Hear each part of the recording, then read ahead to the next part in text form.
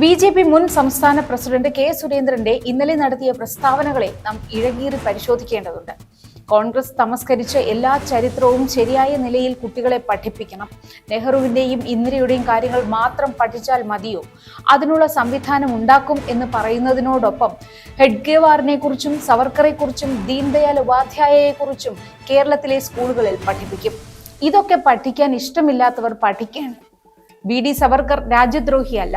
അക്കാര്യം ഇവിടെ പഠിപ്പിക്കും എന്നുകൂടി കെ സുരേന്ദ്രൻ കൂട്ടിച്ചേർക്കുമ്പോൾ ബി.ജെ.പി. പി.എം. ശ്രീയിലൂടെ മുന്നോട്ട് വയ്ക്കാൻ ശ്രമിക്കുന്ന വെറുപ്പിന്റെയും വിഭജനത്തിന്റെയും രാഷ്ട്രീയം മറനീക്കി പുറത്തുവരികയാണ്.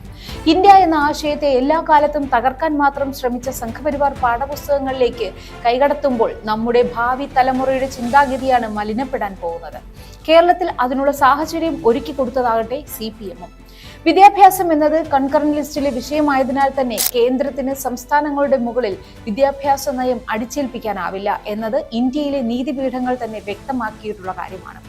ഇത്തരത്തിൽ കേന്ദ്ര സർക്കാരിന്റെ കാവ്യവൽക്കരണത്തിനെതിരെ പ്രതിരോധം സൃഷ്ടിക്കാനുള്ള സാഹചര്യം ഉണ്ടായിട്ടുകൂടി ബി.ജെ.പിക്ക് വിധേയപ്പെടുന്ന നിലപാട് CPM സ്വീകരിക്കുമ്പോൾ അത് CPM-BJP ഡീലിന്റെ ഭാഗമായാണോ എന്ന സംശയം വളരെ സ്വാഭാവികമാണ്.